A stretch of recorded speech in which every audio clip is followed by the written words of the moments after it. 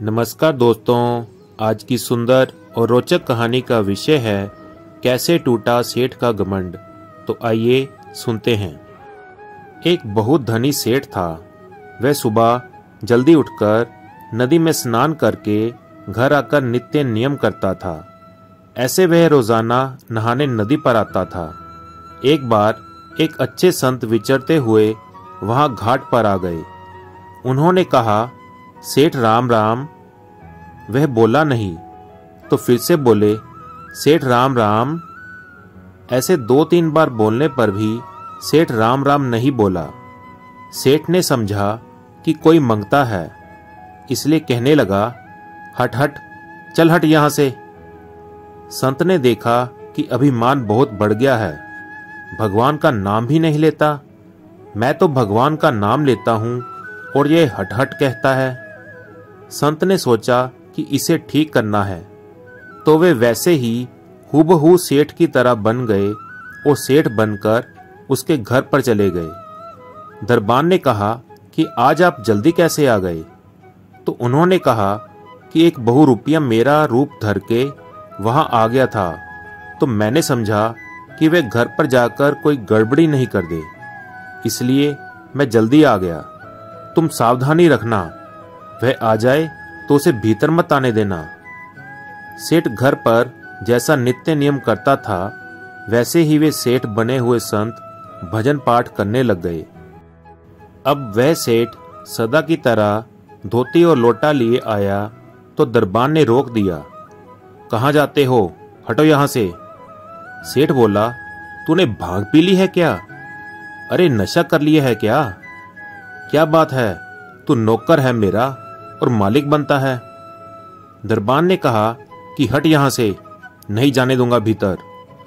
सेठ ने अपने छोरों को आवाज दी, आज इसको क्या हो गया? तो उन्होंने कहा कि बाहर जाओ, भीतर मत आना।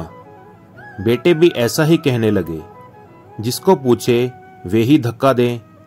सेठ ने देखा कि क्या तमाशा हुआ है भाई, मुझे दरवाजे के भीतर भी नहीं जाने देते हैं। बेचारा इधर उधर घूमने लगा, अब क्या करे? उसकी कहीं चली नहीं तो उसने राज्य में जाकर रिपोर्ट दी कि इस तरह आफत आ गई। वे सेठ राज्य के बड़े मान्य आदमी थे। राजा ने उनको जब इस हालत में देखा तो कहा कि आज क्या बात है, लोटा धोती लिए कैसे आए हो? तो वे बोला कि कैसे कैसे क्या महाराज, मेरे घर में कोई बहुरूपिया बनकर घुस गया और मुझे बाहर निकाल दिया। राजा ने कहा कि 4 घोड़ों की बग्गी में आया करते थे, आज आपकी यह दशा। राजा ने अपने आदमियों से पूछा कि कौन है वह, जाकर मालूम करो। घर पर खबर गई तो घर वालों ने कहा कि अच्छा, अब वह राज्य में पहुंच गया, बिल्कुल नकली आदमी है वह, हमारे सेठ तो भीतर विराजमान है। राजा को जाकर कहा कि वह तो घर में अच्छी तरह से विराजमान है। तो राजा ने कहा कि सेठ को कहो कि राजा बुलाते हैं। अब सेठ 4 घोड़ों की बग्गी लगाकर ठाट बाट से जैसे जाते थे वैसे ही पहुंचे और बोले कि अंदाता, क्यों याद फरमाया, क्या बात है? राजा जी बड़े चकराए कि दोनों एक से दिख रहे हैं, पता कैसे लगे? तो मंत्रियों से पूछा तो वे बोले कि साहब, असली सेठ का कुछ पता नहीं लगता। तब राजा ने पूछा कि आप दोनों में असली और नकली कौन है? तो कहा कि आप परीक्षा कर लो।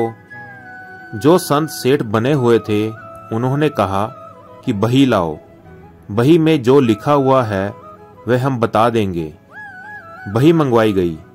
जो सेठ बने हुए संत थे उन्होंने बिना देखे ही कह दिया कि अमुक अमुक वर्ष में अमुक मकान में इतना खर्चा लगा, इतना घी लगा, अमुक के ब्याह में इतना खर्चा हुआ, वह हिसाब अमुक बही में अमुक जगह लिखा हुआ है। वह सबका सब मिल गया। सेठ बेचारा देखता ही रह गया, उसको इतना याद नहीं था। इससे यह सिद्ध हो गया कि वे सेठ नकली है, तो कहा कि इसे दंड दे दो। पर संत के कहने से उसे छोड़ दिया गया। दूसरे दिन फिर वे धोती और लोटा लेकर गया। वहां वही संत बैठे हुए थे। उस सेठ को देखकर संत ने कहा कि राम राम। तब उसकी आंख खुली कि ये सब इन संत का चमत्कार है। संत ने कहा कि तुम भगवान का नाम लिया करो, हरेक का तिरस्कार या अपमान मत किया करो। जाओ, अब तुम अपने घर जाओ। वे सेठ सदा की तरह चुपचाप अपने घर आ गए, क्योंकि अब सेठ का घमंड टूट चुका था और उन्होंने फिर कभी किसी का अपमान नहीं किया।